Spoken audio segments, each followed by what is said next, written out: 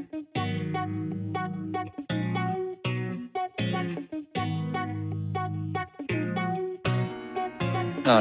honestly, that is nonsense. Nonsense. All nonsense. They say many garbage things. You don't know what you're going to get. Melodrama upon melodrama! This is a Shameful, disgraceful piece of nonsense! He was miles off it yesterday. You'll learn a lot more if you listen rather than talk all Plenty the of time. time, no problem. Hello, everybody, and welcome to No Nonsense Podcasts.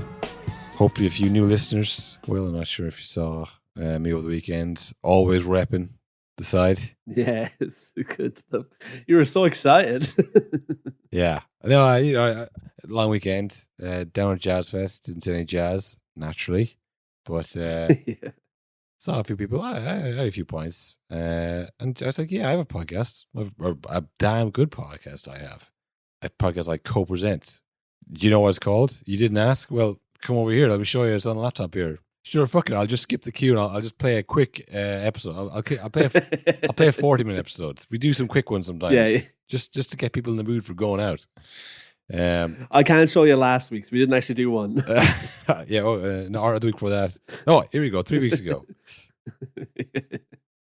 Hello to any new listeners. Maybe there is some new listeners. Well, not because of my, Marketing. my work on the ground, but maybe they just saw Ten Hag sacked and thought, I need a fresh voice on this. Like, I know what Mark Goldbridge thinks. I know what Gary Neville thinks. Yeah. I want to hear a podcast I have heard nothing from ever. And I want to see what they think. I want to see what the common man thinks.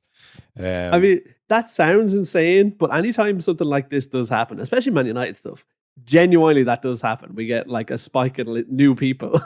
Who are you? Well, right now, Will, they're saying, shut up about me and tell you about Ten Hag. Ten Hag. This is why no one listens to us. This is why people listen to the overlap. They don't talk about the listener ever. No, they get straight into how great Alex Ferguson was. And let us get straight into how great or not so great Ten Hag was, Will. I mean, I'm going to hold your feet to the fire a little bit here. Oh yeah. Where you did say in a group chat today, no, don't think so. I think he's here for the season, lads. Sorry about it. And then I minutes really later, outed myself. minutes later, it's like Ten Hag sacked. Like, oh well, Because it didn't make sense. If he's going to go now, why didn't he fucking go during the international break? What changed in the space of 2 weeks? Like, football is not something that has to make sense, Will. On or off the field, you know. it's so irritating. There's been plenty of times where it's like, well, why did you sack him after the national break? Why did you give yourself a week to do it? No, like this has been building for a while.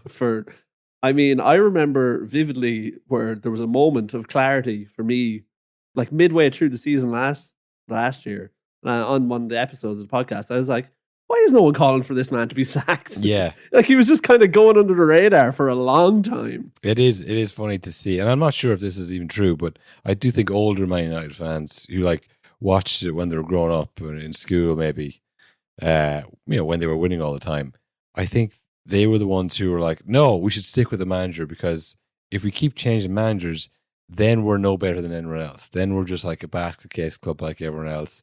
We're not like better. And I think those people have stopped watching. I think they're like, nah, I think I don't. I used to watch it when I was younger, but I just don't have any time anymore. You know, I think we've done this a bit before, but you know what I mean? I think the people who are like, give the manager time, which was like a selfish thing, like, I need to be superior to other people by saying we have one manager and we win.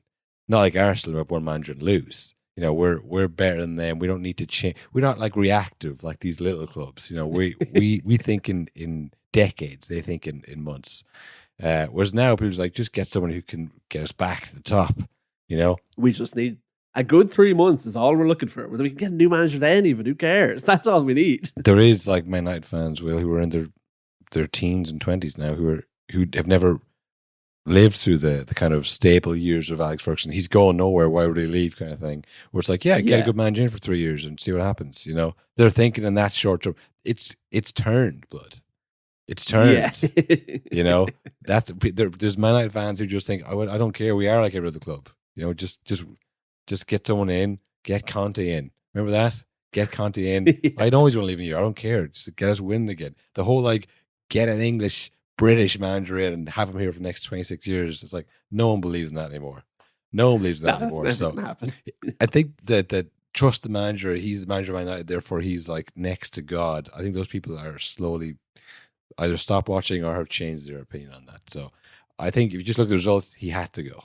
He had to go. I mean, like, I saw a stat we hadn't won a game in Europe in the last 365 days. I think maybe we won one. And that was a last minute penalty save against Copenhagen in a group where I think we came bottom in. Like, it's been brutal. And obviously the league's been terrible. We had the 2 good days in the cup. That was it, really, though. There was no other joy. Yeah. And it wasn't like, you know, you might say, like Tottenham, for example. They play exciting stuff, but you know that they're not going to win anything. Man United wasn't the opposite. They were better than Tottenham for a lot of the time, but it wasn't exciting. No, it was terrible. It was really bad to watch. It's like it's not exciting. There's not much here that tells you you're going to win stuff. That said, they won the FA Cup last year, and the year for that they won the Carabao Cup. Yeah. Is this just kind of, you know, I know it's not snobbery, but it's just like the expectations. You think they've been lowered, but like a man has won 2 cups and he's been sacked. You know, and Yeah. Any other club, this is like lifetime achievement stuff for a lot of clubs. Do you know what I mean? Yeah. Like 2 trophies in 2 years. That's unbelievable. but it The didn't. FA Cup. But it didn't look good. You know, it didn't. No, that's the thing. Well, I mean, the perfect example of that was the game before the FA Cup final last year, which was like huge triumphant win against Man City. Yes. Was that 4-3 or no 3-3 draw with Coventry that they won on Oh, penalties? yes. And it's like, this is the darkest day in the history. The of Anthony club. game. Yeah, which they should have lost. They were like, there was a Yeah. very controversial last second disallowed goal. It is funny because like I had forgotten about that in a way. Yeah, exactly. But and Yeah. that's when you win a trophy. There's no asterisks really, you know, unless there actually is an asterisk. But like the way you got there, how you won, it doesn't usually matter. But it's just Yeah. there has to be kind of okay. You can win a few cups or you can finish second in league, but does it look like you're going to get to first in league next year or in the next 3 or 4 years? Like you know, you could say the same for Arsenal the last couple of years. You look at them and you go, yeah, but they didn't win anything. Didn't win shit, you know. But when you're looking, I think, oh, but they did play well, and maybe they can do it. Whereas It seems like there's a plan. yeah, it seems like there's progress. Like it's an intangible thing. Like I think they're good. I think they're getting better. Yeah. Whereas the United's like, I don't know how they won the FA Cup. I don't know how they did that. Yeah, You know, I I don't know. don't believe it. I remember I didn't even watch it. I was at something because I was like, well, "What's the point in that?" This is going to be a bloodbath. Yeah. Well, was it the year previous they lost like 2-1? It was a. Yeah, exactly. In there, but again, they were in the final that year. They were in the game only for David De Gea howler. Yeah, So like it's a great. who's also putting up in his story today the very I don't know the like The Italian hands. What does that What the mean? hell does that mean? Very cryptic from David De Gea. I do remember though in the height of the like, will they keep De Gea or will they get rid of him? He was always putting up like juggling emojis and stuff, and no one had any idea what the hell he was talking about. Yeah, a weird dude. A lot of goalies are weird dudes, but I think the 2 years of unemployment made him even weirder. I think. I think Oh yeah, hey, we've all been there. he's probably had a lot. Hey, you know, I don't think that'll be David De Gea, but yeah, I think a lot. Like imagine his day to day of like having to. I'm just heading down to the pitch there, gonna do some kickouts. How do you train your own as a goalie? You need probably a personal trainer all the time, I guess, to help you to kick the balls at Yeah. you. I don't know. It would be a tough slog the last 2 years for him trying to, and being very publicly like passed over all the time, and now he's thinking, fucking Ten Hag, it's all his fault, It's every day. I love that. I am loving that of like, and now I do know poor Sancho. He was framed today. Someone put up a fake Instagram story that he actually didn't put up. Well, what he put of the up? waving hand emoji, but it was Did someone, very did someone hack his account? that was no, that never went up on his Instagram. That was fake. Oh, man, that's funny. But I will say, very damning how so many people saw that and went, "Yeah, that tracks all right. I would be doing that." Well, that's the other side of it. You look at the record, the wins, the trophies. You go, well, what about that? But then you look at the other major flashpoints. I mean, the players he fell out with, Sancho is a good player. Was good beforehand, is good now. He looked so bad at United. He wasn't that bad. Whether how good he is or, I don't think he's going to win the Ballon d'Or tonight. Let's put it that way. I would be fairly confident saying he'll probably never win the Ballon d'Or. But when you get a player, what can you get out of them? Do you make them better or do you make them actively worse? Ronaldo, same thing. It's like, yeah, it wasn't the Ronaldo of 5 or 6 years previous, but was there? You got to play the game. You got to like if you can keep him on side, try. Was he of any use to you? Is the question? Yeah, like you have him in the team. This is your team now. Like, is there some use to him? Is there a way you can kind of communicate to him? Like, think about your if I was Ronaldo, I'd say, listen, Ronaldo, think about your legacy. Think about the brand here. Like this is like this is your base. Man United fans are your base. They love you. They want to see you do well here. Don't burn this bridge. But he didn't do that with them. Then you got the transfers in. I mean, Antony is obviously the one that we point to easy enough. Yeah. Xerxes is quickly becoming one, even though I don't think he was much money. Like I think he's like a fair price. Yeah, well, yeah. I mean, the money is whatever. It's Glazer's money. It's more about does he know what a good player is, or can he take a player from something else, from a club where they were objectively good, brings them to United, and now they're bad. It's like, well, did you have anything to do with them being good before, or are you just kind of there? Like, what do you bring to it? So, yeah, I mean, De Ligt is the latest one, and obviously he had his troubles at the previous clubs, but it's just there's a list of players here that he's accumulated that are they good players? He knows them really well, and he's making them worse. Yeah, regardless of the money, because the money is whatever. It's not really a concern. They're not good. Yeah, exactly. They're really not good. So, yeah, I mean, look, a third category of weird things with players is like the Harry Maguire and the Wan-Bissaka thing, or the Scott McTominay thing. Scott McTominay, yeah. Where it's just kind of like, all right, these aren't club legends by any stretch of the imagination, but like it's just like, you could have done that a bit nicer, like he didn't deal well with people. Will he wasn't a people person? No, I realized my biggest problem with Ten Hag, the press conferences, is just like I'm getting nothing from this fella. Like I don't even hate him. He's just like comes across quite arrogant sometimes, or like he's kind of just a bit bitey, back at the reporters, always bringing up the 2 trophies. Like yeah, but again, just play the game, or if you're not going to play the game, go full on fucking Mourinho. You know what I mean? Yeah. Don't do this. If we do it kind of in between, you just be like, well, this guy's a prick. Yeah. It didn't seem, it was a bit arrogant, but it was the kind of like, the Shaq thing of 4 rings, Chuck. Google me. Yeah. 4 rings, Chuck. When he has no comeback to it. Because like Shaq is usually like a nice kind of jovial guy and he's happy to have fun. But when you go at him, he goes into I've won 4 rings, you won it. So you're a bitch. How about that? I was like, okay, well, now you seem kind of insecure, Shaq, to be honest. That's because you're not a mean guy. You have to be the mean guy who talks about how great he is all the time. Exactly. Or you can, just own up and say, yeah, we didn't play well. And I don't know what's going wrong. What do you do? But yeah, the winning of the 2 trophies was like, yeah, but we all know they didn't look good 10, Yeah, exactly. Ollie said they didn't matter in the cups. It was the league. We like that quote now. Yeah. Well, we said this a few weeks ago, what would he do from here? I guess take a break would be the first thing, I imagine. I would say, well, look, he's, I have the number here. He's being paid £13.5 million to see out the rest. Well, not to see out the rest of the contract, to go home, essentially.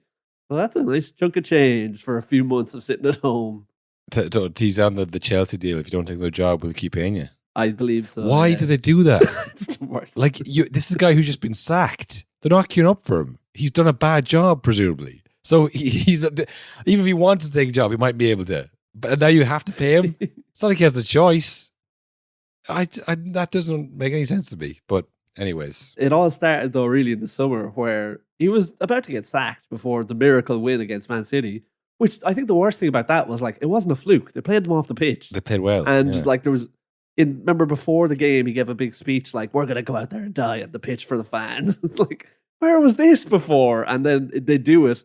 Then he gets to keep the job and then it just instantly falls apart again. It's like, well, yeah, we all could have told you this. Like, yeah, that 1 week, it wasn't like, oh, here we go now. It's all going to change. It's like, no, don't base it on the 1 week. Base it on the year and a half before it. Yeah, and the year before was he did the exact same speech before the FA Cup final, which they lost. So it was like, Yes. there's been no change. Like it's just they Yeah. won, and again the previous one they could have won that as well, or if it wasn't for old Italian hands himself. Maybe he should have put his hands wide for that Yeah. one. Open them up. Yeah. Open up those Italian hands down there, baby.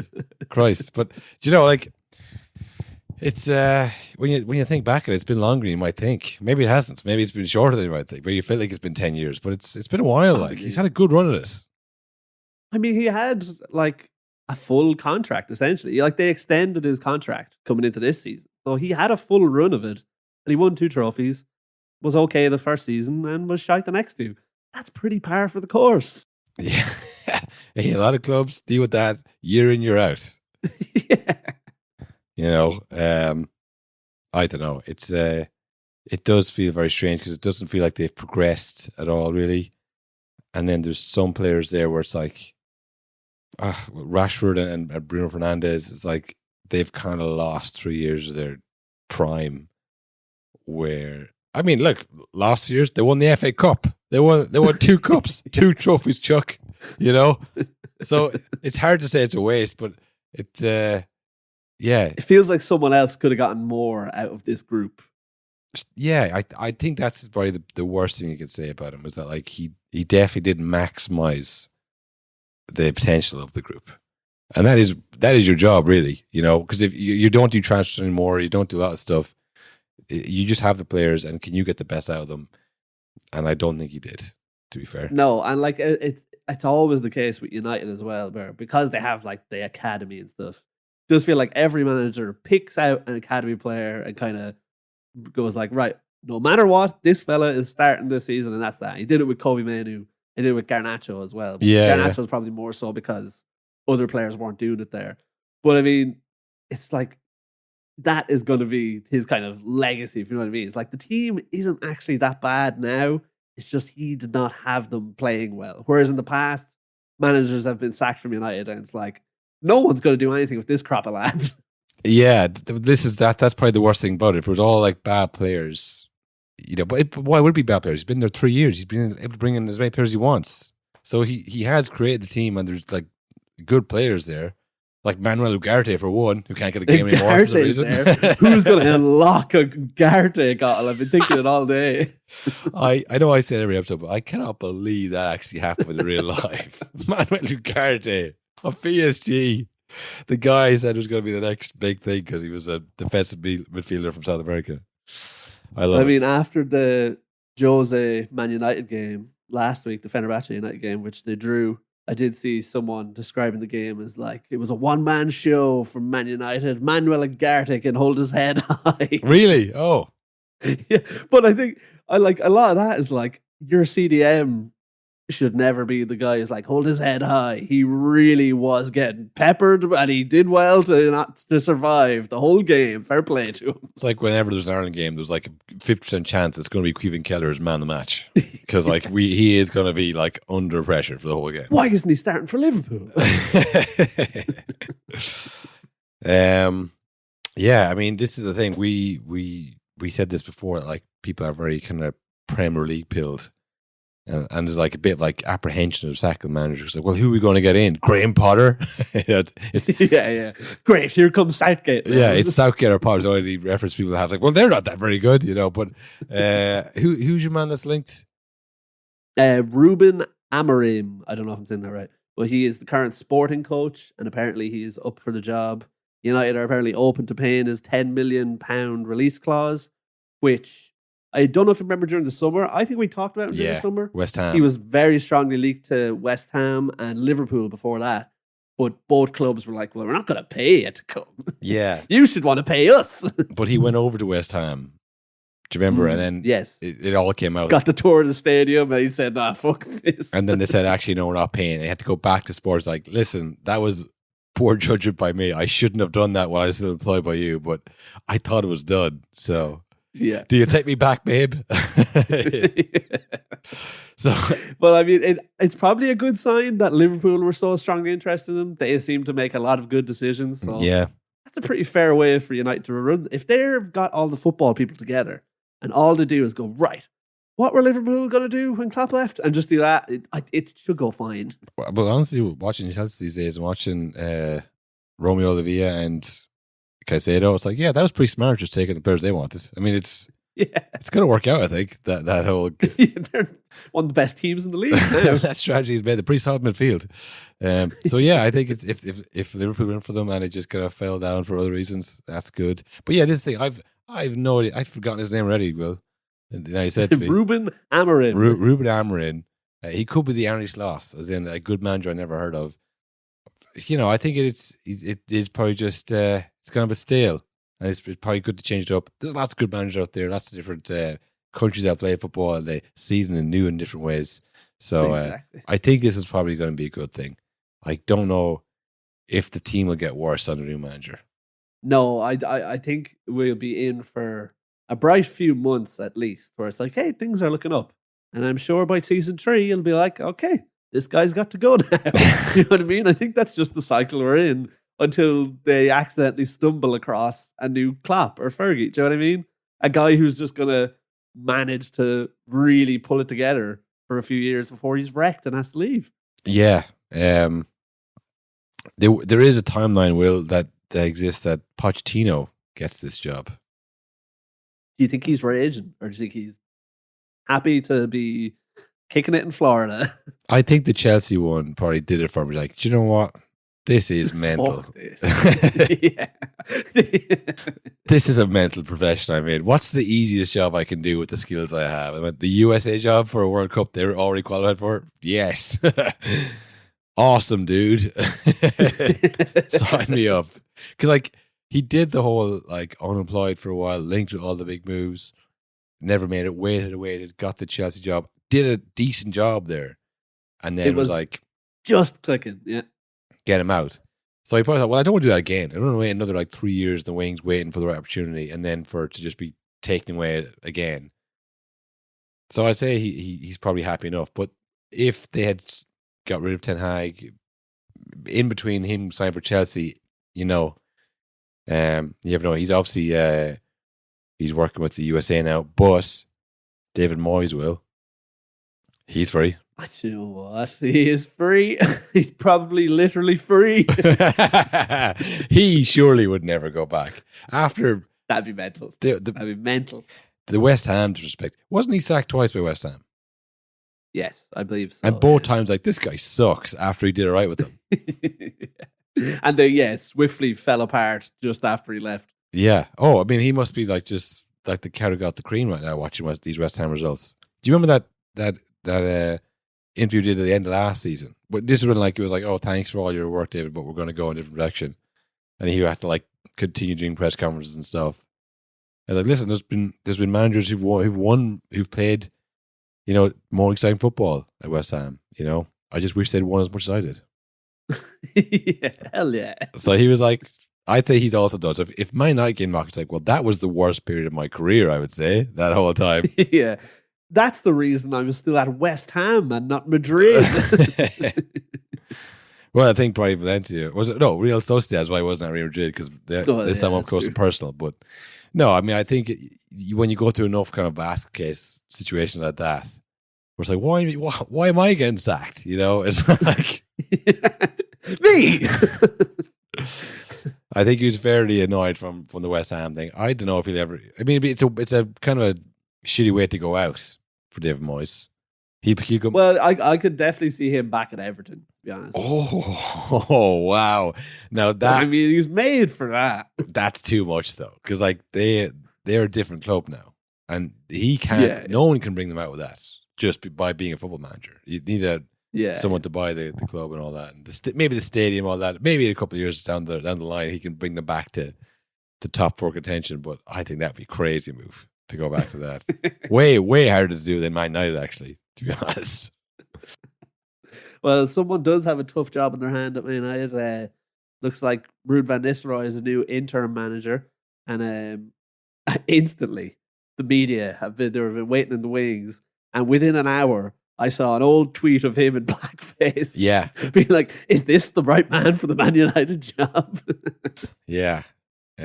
Where was that tweet like in the last 6 months he's been here, or 4 months he's been here? Well, if you tweet out before, it's like about the Man United assistant manager. I mean, all right, like it seems like you have an axe to grind here. But when he becomes the main new manager, it's like, well, that's fair game. You know, we need to know these kind of things. You know, Yeah. even though we all still know, that's an axe to grind for sure. Well, when he eventually gets, I guess, let go or sacked, will they write a little thank you for Ruud Nistelrooy or no? Well, this is it. We mentioned David Moyes there. He was the man who kickstarted it all, because I'm sure when Fergie left, he didn't get a statement on the club. I'd say he wrote his own. Do you know what I mean? 100%. A letter penned from Alex himself. But then in the last few years, we've had a string of new managers, each one with a press statement to go with it. And someone on the Red Devils Reddit has put together a very helpful graphic, which they've obviously been updating over the years, which is very funny. Yeah. Because they must have done this once when it was just Moyes and Van Gaal. And now every year they're like, fuck, I'd get the graphic out, I suppose. Let's see what else is happening. Yeah. So the graphic contains a few things. So it takes stats from their press statements when they leave from the official Man United club. So it has the word count. Were they thanked? Were they wished well for the future? And will they be welcome back at Old Trafford? See, so some of them will seem like they should all have them, but because you're saying it, I feel like they don't, which is crazy, really. I mean, what else is the statement if you don't thank them and wish them well? I mean, surely that's like the cornerstones of the statement. Well, this is the thing, because the first one is the maddest one, definitely, the Moyes one. Have a guess what the word count was in the statement for Moyes officially being let go from the club. And just for reference, the Solskjaer one is 160 words. So that'll give you a reference. Okay, I got to recalibrate immediately. I was way off. I was thinking of like assignments. I didn't, 4,000. I was thinking of assignments I did in college, like weekly assignments. So they were more than that. So fucking hell. Okay, well, if Solskjaer is 160, I think he was pretty. It's like, sorry, Solskjaer, we gotta let you go. It's just the fans, you know, and the games you're not winning. But I would say, I'm gonna say 30. Oh, you're very close. 33 words Moyes got. Oh, we'll go quick fire. Was he thanked? no. Yes, he was thanked. Was he wished well for the future? Yes. No, he was not wished well for the future. No future endeavours for Moyes. Was he or will he be welcome back at Old Trafford? No. No, correct. No. No mention. So then we move on to Van Gaal. Yeah. Word count guess? 50. 112. Oh, okay. Now he won an FA Cup, and they probably felt bad, I'd say, for sacking him on the way up to the trophy lift. Well, I thought there'd be more shame then. They just like could quickly do it and get him on the He's door. gone. Yeah. Okay. He's gone. Jose free. Yeah. So was he thanked? Yes. Correct. He was thanked. Was he wished well for the future? No. Patronising. He was wished well for the future. They said, "Look, I know you hate us right now, but we want you to know how to do well." Yeah. Will he be welcome back at Old Trafford? Yes. No. Oh, Louis Van Gaal, the legend. Here's a little bonus round. Were his trophies mentioned? No. They were. They did say, "Thank you for the FA Cup. You will never be welcome back in these doors again." Jose Mourinho, what's the word count? Oh, that's got to be low. I'm saying Here's 62. Very close. 65. You're bang on. Oh, yeah, about that. Was Okay. he thanked? He was not thanked. He was thanked. Oh, okay. Was he wished well for the future? Yes. He was indeed wished well for the future. Will he be welcome back at Old Trafford? No. No, correct. He No. was not welcome back at Old Trafford. No, Okay, so hang on. Has anybody welcome back at Old Trafford yet? no, not yet. No, Nobody. get out of here, you fucking losers.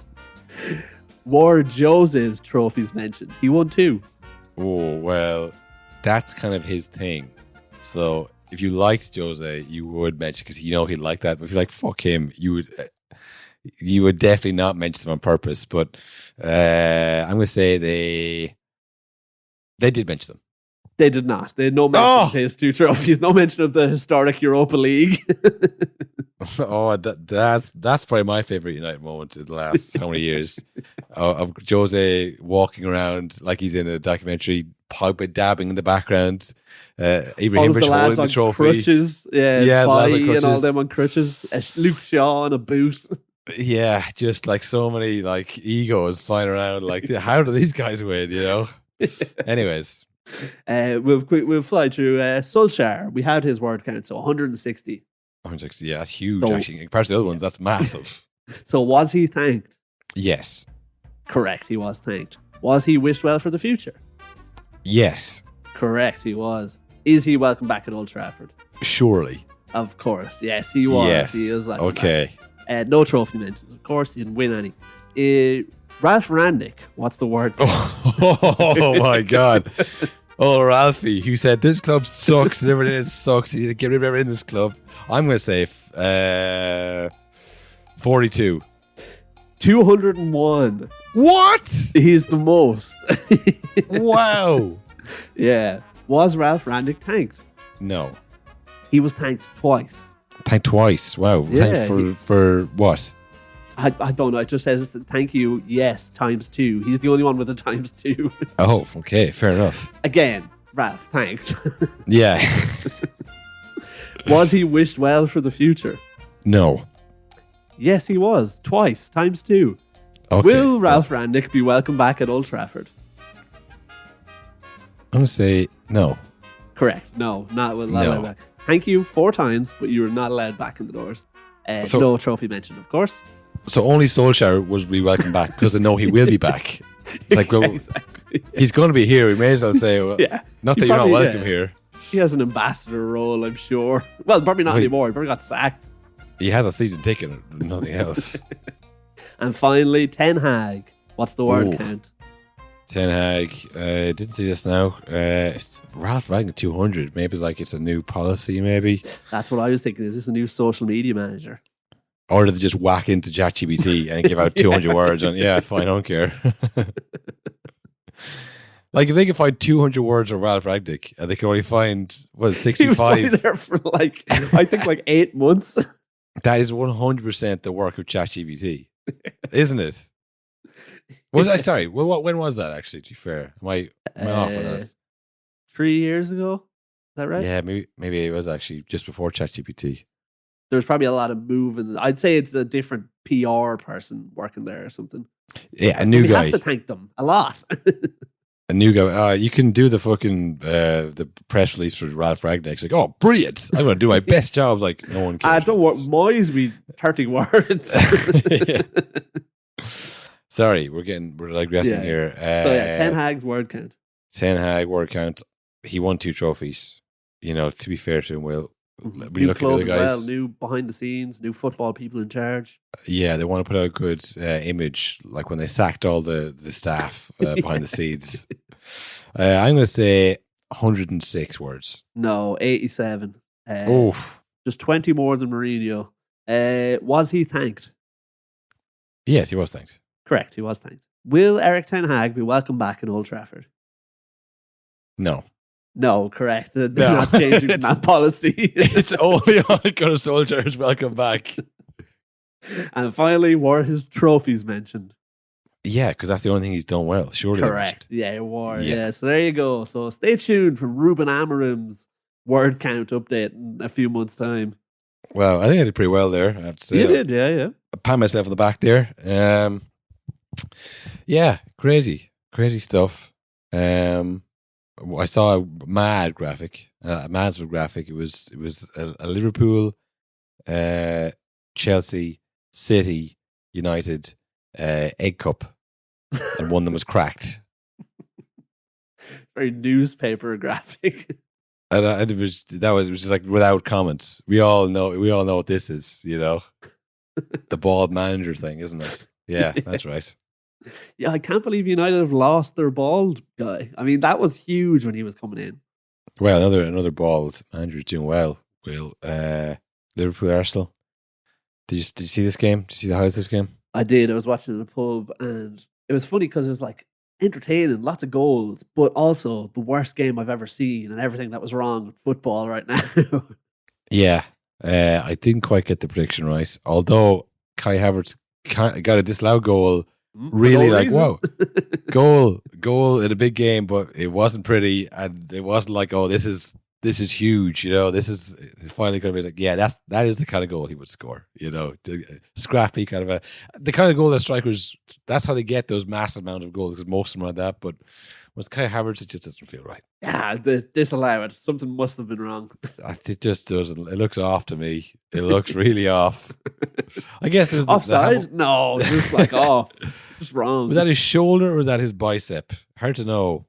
Because I thought the rule was like, if it was accidental handball, they weren't doing that anymore. Do you remember that?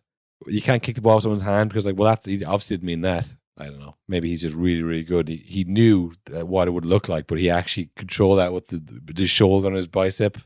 I don't know. Yeah, it wasn't the best game, was it? Not pretty. I mean, it's a new scary era in the Premier League of the system has changed. It used to be tap, tap, tap, score a goal. Now it's tap, tap, tap, tap, tap, tap, tap, tap, tap, tap, tap, and so on and so forth. Well, the worst thing is, we do this sometimes. You go, oh, this is going to be a crap game. And then it proves us wrong. Yeah. Everybody thought, like, oh, these are two teams who are playing quite conservatively, who are missing players. It's not going to be good. And it wasn't. Yeah. I was like, damn. The game has changed. It's getting bad, and we can predict what's going to happen. Oh, yeah. Well, we're pretty close to, like, I think it's going to be a lot of passing, not a lot of risks. Yeah. Who do you think it's a better point for, Liverpool or Arsenal? It still feels like Liverpool because I don't know if it's still too early to tell in Liverpool. It's nearly November, but it is feel like. But who knows what could happen in this crazy league? But it does feel like every time Liverpool have gotten a good result and like they're still top of the table or they're near the top of the table, it feels like fucking hell, they're still going. Yeah. Whereas I think like everyone's kind of expecting Arsenal now to be like, yeah, and Arsenal come second, and that's the league. Yeah, there is a bit of I think people just don't trust Arsenal because they haven't won the league since 2004. Which, you get that. And like, yeah, okay, Liverpool won that one league, but they were so good. And they won the Champions League as well, don't forget. And they were being so good, and everyone's kind of like, yeah, well, if it wasn't for City just being sickos, then they're a really good team. They didn't. There's plenty of years where they came second, but there was no like, major bottling only moments. 99 points. Yeah. Yeah. Whereas the last two Arsenal's like, oh, you probably could have won that one. Yeah, exactly. Yeah. Now, it would have been hard to do. I'm not saying you should have. I'm saying you could have, But yeah, I don't remember a Liverpool season where you can point to like a game where they're like, oh, they left it behind them there. Whereas like I still vividly remember the Arsenal Southampton game where it's like, well, that was just all you lads. Yeah. Yeah, and you know what? Someone could probably point out that exact same game for Liverpool, but I guess the Arsenal one is just more recent. Yeah. In our memories. And then you see like Salah and Van Dijk and go, oh yeah, they're like league winners and Champions League winners. So like you never doubt them. So when they get a scrappy draw, it's like, oh yeah, that's good for them. Yeah, they love this. Whereas the Arsenal's like, well, can they do it? Point drop, lads. Yeah. Oh, is that going to get them? And it just comes from like not seeing them win it. As soon as you see likes of Saliba and fucking Saka win it, you go, yeah, they're top ballers, top bagsmen.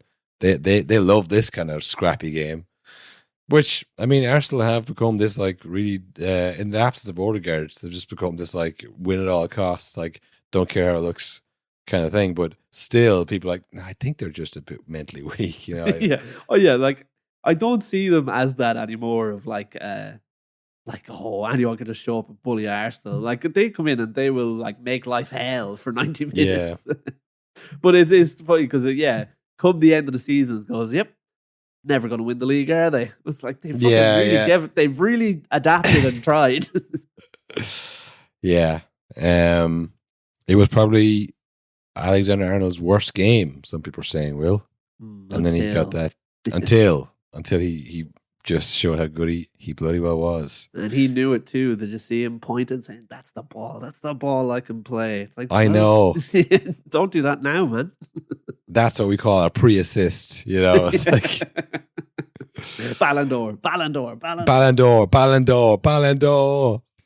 Yeah, he was speaking actually during the week about the Ballon d'Or, which on tonight. Right now, yeah. Should we check the breaking news of the past? breaking Is there any news of the update on the past. Ballon d'Or? Ballon d'Or from the past. Surely Rio's there, is he? He's screaming. No, maybe he's boycotting it as well. That would be funny if you just. It'd be a good bit. If he's in the crowd shouting Ballon d'Or, Ballon d'Or, Ballon d'Or. Like, Ancelotti, manager of the year. oh, very good. Yeah, for all the Champions League, I guess. Fans outside the Ballon d'Or ceremony venue continuously shout for Messi. Oh, the Messi boys outside the Ballon d'Or stadium. I love it. No, nothing about the official winner yet, but there is a clip going around of Emiliano Martinez arriving and getting booed by the French public. Oh, it's in France, of course. Yeah, yeah. I'd say Enzo probably gave this a miss, did he? I'm sure he said, Enzo, you coming? You never know. You might be in with a chance. No, I don't think so. Yeah, Enzo Fernandez cannot accept this award tonight. Yeah. But Wesley Fofana will accept in his place. Yeah, Karen Ancelotti voted Manager of the Year, and Emma Hayes, Women's Coach of the Year. No further updates. Harry Kane and Kylian Mbappe won the Gerd Muller Trophy for scoring 52 goals apiece. Congratulations. They'll share half the trophy each. Another goal-scoring trophy for Harry Kane. He must be sick of it. I'd say there must be something about him. He's like, do you know, like it's because it's like when you have multiple, like he has in World Cups and everything. It's like, oh, you scored a lot of goals again, Harry Kane. You know, I was like, yeah, I know. I fucking know I did. I always fucking do. And What was it, nothing 51, fucking 52 matters. this year? Yep. Yeah, 52. Yeah, no, it was No a harm. Someone else scored a few. banner year for me personally. Again, maybe you know what? Maybe Trent Alexander-Arnold is a bit jealous of him, of all his individual trophies. Yeah, maybe. Because he was asked during the week, would he rather win the World Cup or the Ballon d'Or? Now this is one, Will. This is a layup. It is a layup, and do you know why? Because I'm going to, an absolute here. He'll never have to worry about it. He's not win either.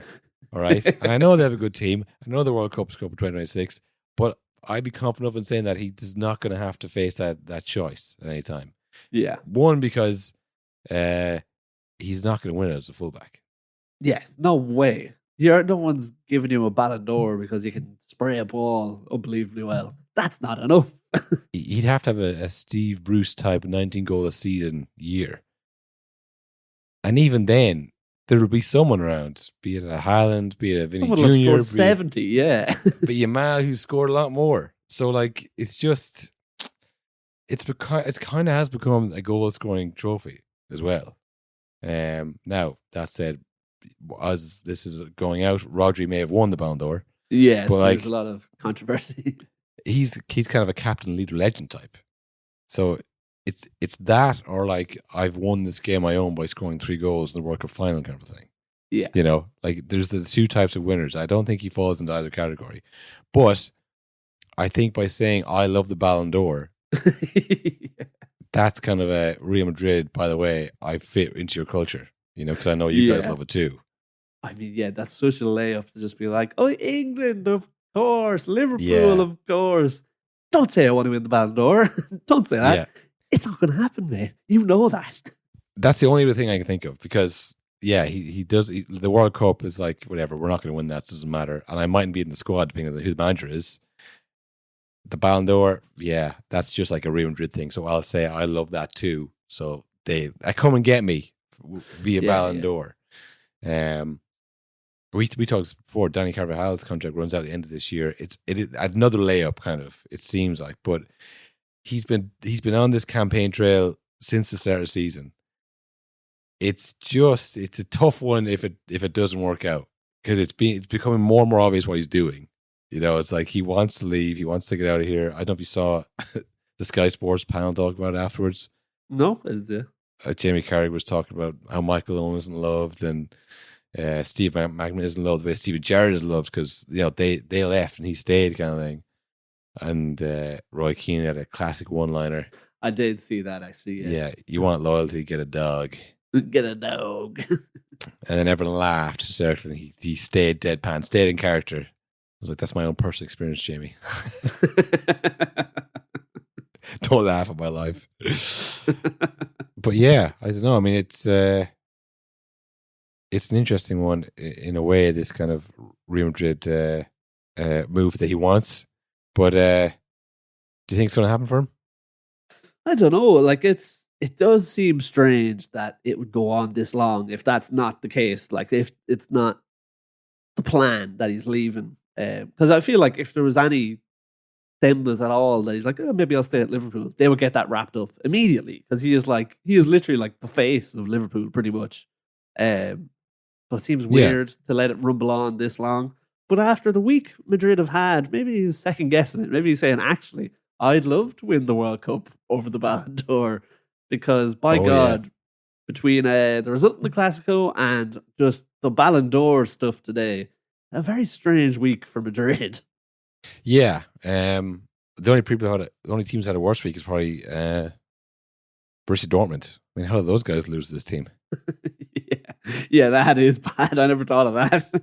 Dear God. I mean, they got spanked 5-2 by this Real Madrid team, and then they lost 4-0 to Barcelona. I mean, this is a weird fixture in the most recent years because it has kind of lost a bit of the X factor, hasn't it?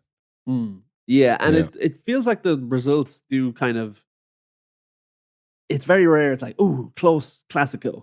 Usually like, wow, how many goals did they put by them? And it can go either way. Yeah, Real Madrid have beaten them 4-0 in the past. Oh, 100%, yeah. Like, Real Madrid have been good, right? Real Madrid have won the league and they won the Champions League. They are back. They are back big time. They're so back that they get to, like, we're the best team in the world. Let's buy someone else and fuck the team up completely. You know? Yeah. Like when they bought David Beckham and the whole thing started to fall apart. But like in recent years, Barcelona have not been that good. They've been in the Europa League, which was a low point for them personally. It's kind of like the Man United Liverpool games. They can still be good games, but it's not like these are two best teams in the world. You know, or these are two league contenders. It's been a while since Barcelona have been really, really good. They look like they're back now with Hansi Flick. And Real Madrid are obviously still good. So this is like the time when Mourinho's Real Madrid got beaten 5-0 by them. Yeah. I was like, holy fuck, this Barcelona team's good. Because that Real Madrid team is sick as well, but this team is 5 goals better. So this was a real kind of return to like, these are two of the best teams in the world. They could beat anyone on the day, and you know, this is the kind of the battle for supremacy almost. Ignoring Man City for a bit, obviously, but you know what I mean? Yeah, and it was like, geez, feels like another big game where Mbappe didn't just not show up, he was actively terrible. I don't know if you saw, he was offside 8 times during the game, which I think beats Darwin Núñez record from a few weeks ago of 7 times. I think Darwin Núñez was only off 5 times. 5 I watched times, that thing like, oh my God, this guy can't get offside more. I mean, this is the thing. When I was watching it there, it was like Hansi Flick's first Clasico and Kylian Mbappe's first Clasico. You know, it's like you're being marked here for like, this is huge for both you guys, you know? Yeah. There's a lot of players' first Classicos, you know? Yeah. Mbappe's especially Barcelona, half them are 16. You man who was marketing Mbappe, Kubarassi, it's the 17-year-old who they just did like what Tottenham did. They played like a high line in the halfway line against Mbappe and Vinny Jr. That seems like the worst idea you could think of. And like, it wasn't like that Kubarassi's like, oh, this guy's actually as fast as Mbappe. Like, he definitely wasn't. Yeah. But Mbappe was just like, I need to score in this game. I need to have a big match here. And just a yard, like he's so fast. He doesn't need to be that side. He just needs to judge a bit better. Like Haaland might do a lot off the ball, but he has that down. He's rarely offside. He knows when to run. Perfect. He's not spot worried every about time, it. Well, Mbappe had chances as well, even the ones he wasn't offside. He had chances. They were kind of worried shots. I was like, just please go get on target. I need this. I need this. And he had that one where he actually scored the goal, and everyone thought he'd scored. Everyone celebrated, and he ran to the celebration. He's like, "Yes, this is it, the Clasico goal. I'm doing the moment. I'm doing it. Take that, Endrick, you prick. You know, all the emotions."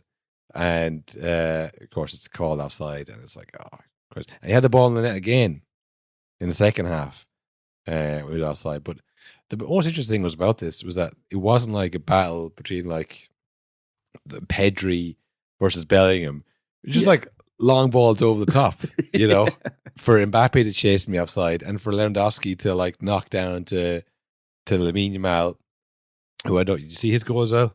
I did, yeah. It felt like a game where I know he's only recently burst onto the scene in the Euros. This felt like another game where it's like, oh my God, how good is this kid? Because he was coming in on that side. I was like, I thought as well, me and Ferland Mendy thought, all right, we'll keep him off his left here.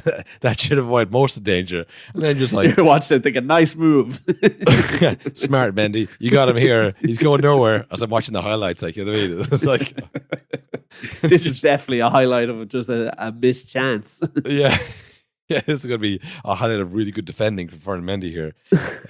Who had a bit of a shocker because he was onside for, I think, the Lewandowski's first goal, which everyone else kind of half stops. Like, surely no one has been this, no one is this far out of line here.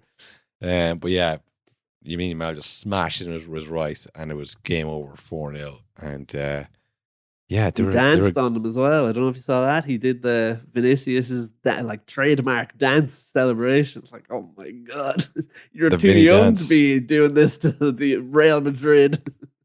Yeah, no, he's becoming a hero at Barcelona with this kind of behavior. If you can score goals and then rub it in Rimmer's face, I mean, that is just cult hero stuff. Yeah, so it was a great game, but it was very different from Liverpool Arsenal or Liverpool Chelsea, which we liked last week.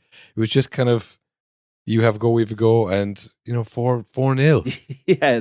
Well, this is why they don't do the you have a go, we have a go, because it usually it works out badly for one team, especially if you concede early. And it's like, all right, well, we have to keep having a go, and now like they don't need to anymore. Especially in a 2-horse race like the league, it could come down to those 4 goals let in against them. Yeah. It's not good, but it's more entertaining. It's definitely more entertaining to watch that than watching like really like trying to bait the press. Oh, it's like if a team falls for that 4 times in a game, it's great to watch, but they never do because I know what I'm trying to do here. Wise to it, yeah.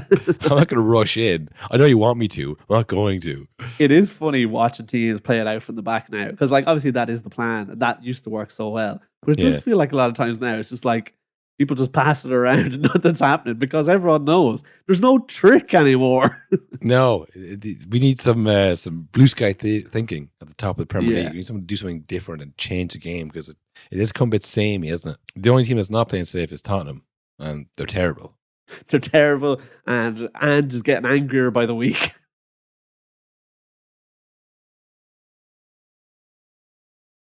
At the end, they went over to the away fans. There seemed a bit of disgruntlement from the supporters about the performance today. Can you understand that? I'd be very surprised if they were happy, mate, yeah. Because you're not happy, obviously. Why would I be happy? Is there a question there? Why would I be happy about today or our supporters?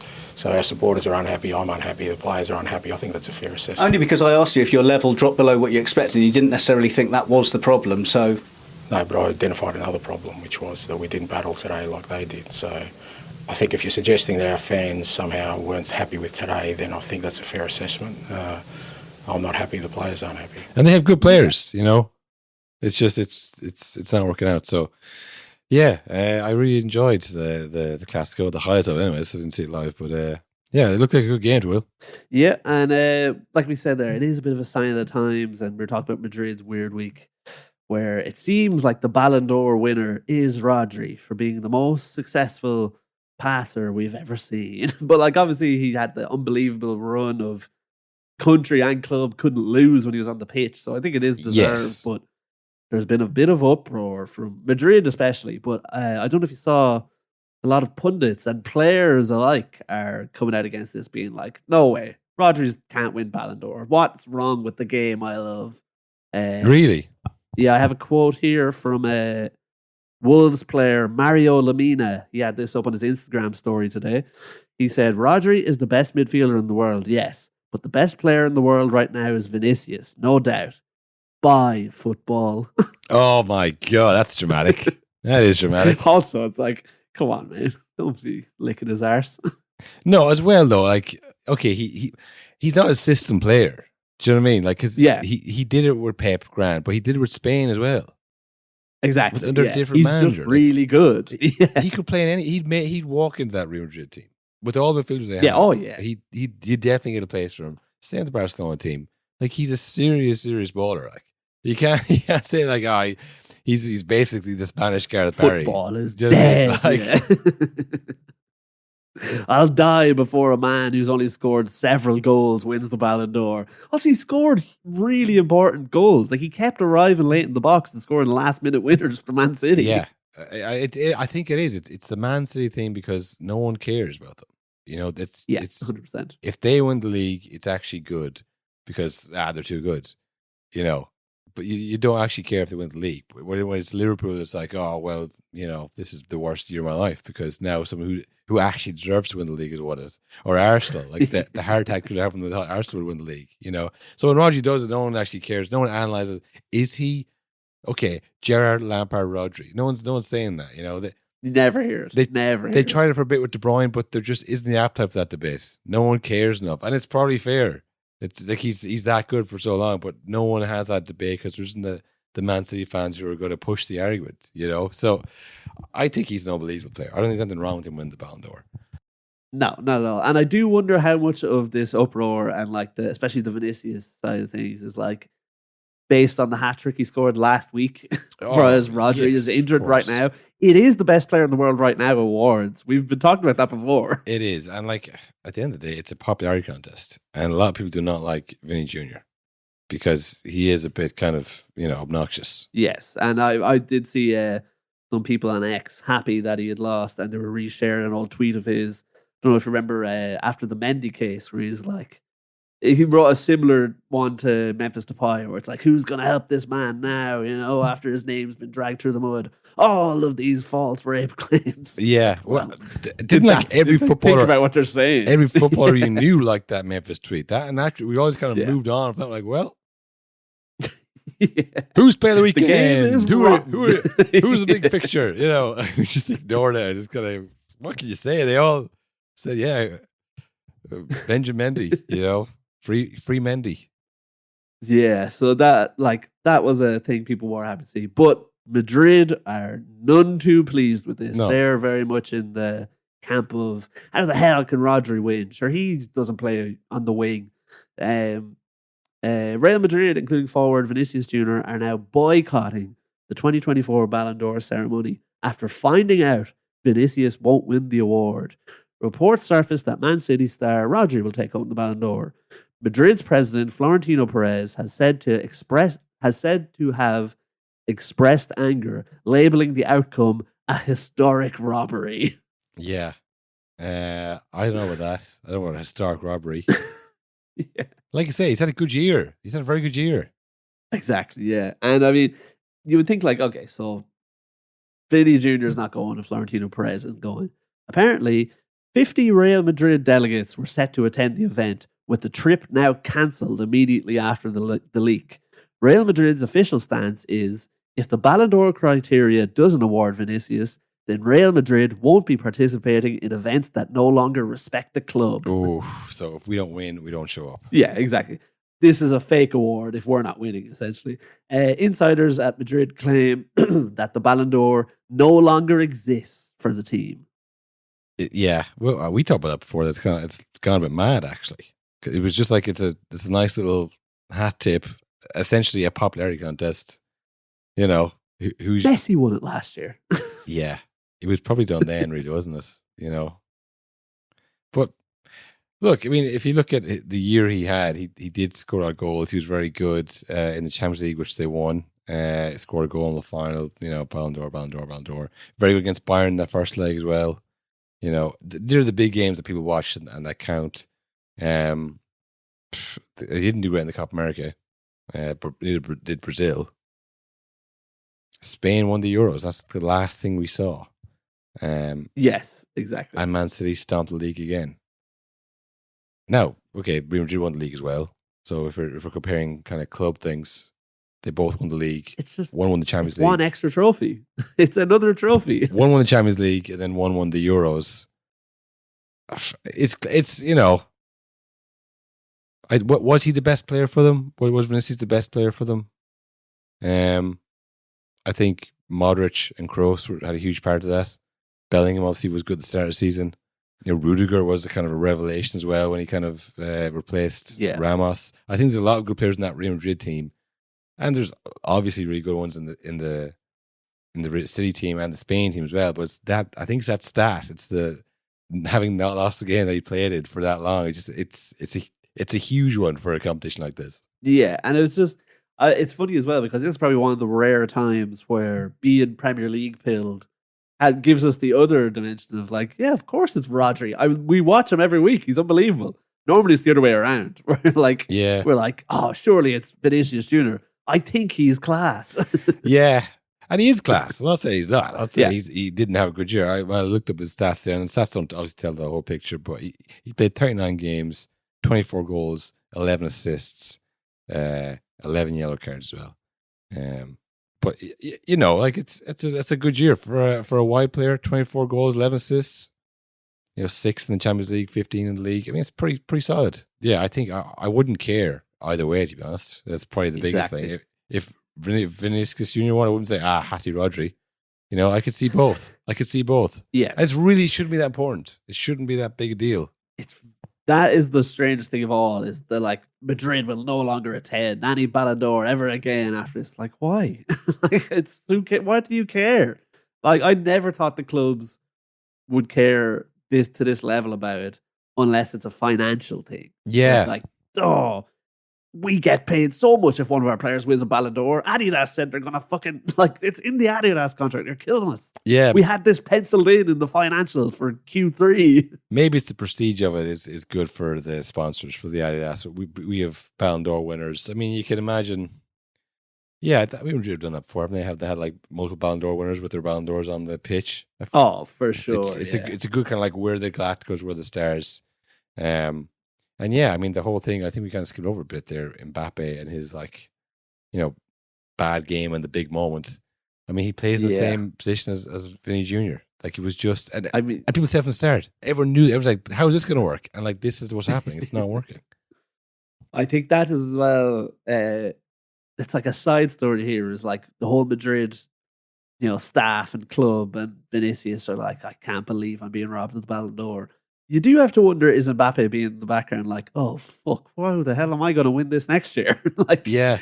Like, I'm not going to win it more than him is. Like, I'm going to be as good as him. I'm not going to double his fucking tally or anything. And he didn't win it. Yeah, no, it's not looking good for Kylian Mbappe. And I mean, it would be mad. I don't think you would ever even considered at the start of his career, or like after the first few years, that there is potentially a world where Mbappe never wins a Ballon d'Or. Oh, it was nailed on there for a while. It was like, sure, he'll be the next up. But so was Neymar. Neymar was next up. You know, like surely once Messi turns 30, he'll start to fall off, you know. Same Ronaldo. He'll be the wrong side 35. Neymar will be in his prime then. You know, it doesn't always work out that way. But I mean, I think it's just the whole setup of that team is not going to help Mbappe or Vinicius Jr. It's going to come to a head, you know, because Mbappe is the star. He's the big money signing. I know he's a free, but all the money they put into him, I mean, they want him doing well. Like I say, if Vinicius Jr. doesn't win this tonight, actually, you know, I know they're backing him and he's their man, but like they are going to look and go, this guy isn't marketable now, you know, like yeah. Great, we have the world's biggest loser on our team. We have a great player, but like no one kind of wants him to be the Ballon d'Or. We're like, everyone wants Mbappe to be the Ballon d'Or. Like, he is so big. People who've never watched football would know who Kylian Mbappe is. Oh, yeah, for sure, yeah. You know, so they're going to want to push that. But, I mean, the comparison between, like, you know, old man Lewandowski and young kid Yamal somehow being more balanced than the two lads in their prime, you know, just because they're in the right position. And then you have, like, Rafinha, kind of hard-working Rafinha on the other side, like a perfectly balanced team, and they beat them 4-0. Even though, objectively, Vinny Jr. and Mbappe would probably get in that team ahead of those players. But it's just, it's not down to that. But, yeah, I don't know. one more quick update on the Ballon d'Or. See who's won it. Any updates? Now, I have a feeling it's going to go long into the night. Oh, and the winner is Rodri. Oh, boo! He was a distant second favourite yesterday, but that all changed today. And once he showed up and Real Madrid didn't, the writing was on the wall. But today's drama and pettiness aside, he's a deserving winner. These things are hard to judge across a single season, but he has won the Euros, scored a Champions League winner, and is the most vital cog in one of the world's best club teams. Is that the same year though? The Champions League winner and the Euros. That's what I'm going to say. Don't think so. That's not fair. It is kind of a summary of what we were just saying, that he is really good and he's done it for club and country. So there you have it, folks. Breaking news of the past. Rodri is your Ballon d'Or. If you didn't already know.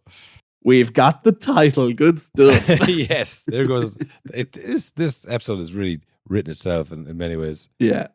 Well, here I think the one last stat for the road. Yeah. I think I've found why Real Madrid are so annoyed. Rodri has now become the first non-Messi / Real Madrid player to have won the Ballon d'Or since 2007. Oh, Kaká. Exactly. Also played for Real Madrid. Yes. Right after that, actually, I think. So, like, the years Messi won it, I'm sure they're like, yeah, fair enough. If it wasn't for Messi, one of us would have won it. But this year, there's no excuse. They're like, oh, fuck. That's a good point, Will. That's a good point. This is the first Man City player as well. Oh, this is huge for them, actually. Man City player just won the Ballon d'Or, and we are months away from potentially them being, like, hammered out of the game for cheating. This is another wrinkle in documentary. It's going to be a great documentary. Oh, yeah. He is probably the first Premier League winner. You know, Ronaldo, again being I prem-pilled. Ronaldo won it. And before him, Michael Owen? Michael Owen, yeah. Yeah, that's mad. That's a big one. Yeah, so there you go. That explains why Madrid are so mad, because I think it's a sign of their own mortality. It's like Homelander finding a grey hair. Yeah, it is. It's because like their thing is the Champions League and the Ballon d'Or, like the most prestigious thing. So they always win it. If it's not for Messi, which we all agree is a freak, but yeah, when Rodri wins it, a system something's player. wrong. Yeah, not great for them. But congratulations to Rodri, and yeah, hopefully he has. I wish him all the best in his next club. Yeah. He's welcome at Old Trafford whenever he likes. He's welcome at Old Trafford. Thank you for your service to football, and I wish you the best in the future. We're probably off to watch iShow Speed's stream of the Ballon d'Or. Yeah. See who's barking it. But yeah, we'll be back during the week. We got more Champions League this week. We'll be covering that on the Ultra episode. Link in the description of this episode. Become an Ultra. You get all the bonus episodes during the week, including one from a few days ago, which we didn't get to a main episode last week, but there was a bonus one that some of you might have missed out on. Yeah, a kind of a recap of the week. Yeah. But yeah, this week we'll be doing it again, covering all the second Champions League games of this round, I guess. For everyone else, then we'll see you next week. So yeah, you are my Ballon d'Or. The fans are my Ballon d'Or. Will. I don't need any awards. All I need is the fans. And would I rather the Ballon d'Or or loads of money? Or 1 million downloads? Or 1 million downloads or the Ballon d'Or? The Ballon d'Or. I think it's the Ballon d'Or. Unironically, genuinely, imagine what like me or you were just given the Ballon d'Or just for the sheer surrealness of it, of like just to put being like, just to stick to Real Madrid. Oh, now Cottle's winning it. Endrick scores 35 goals in the league and they give it to me instead. It's like, fuck Real Madrid. I know Cottle is good though. No, listen, he's done it on and off the bike. Yeah. No, okay, look, that's it, folks. We'll see you next week. Have a good one. You'll learn a lot more if you listen rather than talk all the time. No problem.